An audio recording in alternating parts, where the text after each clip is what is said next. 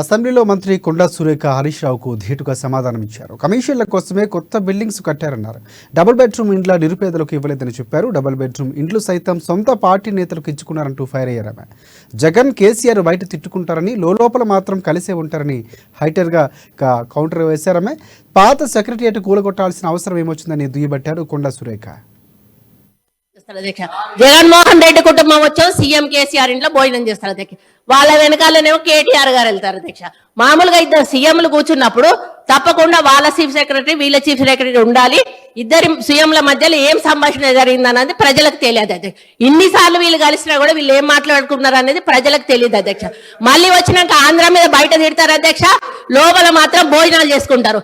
కేటీఆర్ గారు ఏం మాట్లాడుకున్నారు అంటే వాళ్ళు ఏదో అభివృద్ధి గురించి మాట్లాడుకుంటున్నారు, నాకు సంబంధం లేదని వచ్చి ఈయన ప్రెస్ ముందర చెప్తాడు అధ్యక్ష.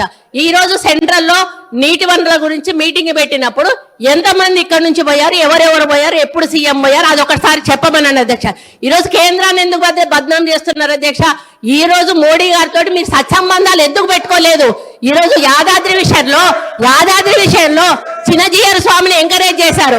ఈ రోజు ఆయన ఎక్కడో ఒకటి కట్టుకుంటే అక్కడ మోడీని పిలిచిండని ఈ రోజు మోడీని పక్కకు పెట్టేసి మోడీతో సంబంధాలు లేకుండా సెంట్రల్ ఫండ్స్ తెచ్చుకోకుండా ఈ రోజు కేంద్రం ఇవ్వడం లేదని బద్నాం చేయడం తప్ప అధ్యక్ష. ఈ రోజు కేంద్రాన్ని దూరం పెట్టింది వీళ్ళు, కేంద్రం ఫండ్స్ ఉపయోగించుకోండి వీళ్ళు. చాలా ఫండ్స్ ఈ రోజు రిటర్న్ పోయినాయి అధ్యక్ష, కేంద్ర ప్రభుత్వ నిధులు. దాని వైఫల్యం పూర్తిగా గత ప్రభుత్వాన్ని నేను చెప్తా ఉన్నాను అధ్యక్ష. దయచేసి ప్రగల్భాలు పలగకండి. ఈ రోజు తెలంగాణ లాభాల బాటలో ఉన్న తెలంగాణను కాంగ్రెస్ పార్టీ మీకు అప్పచెప్పింది.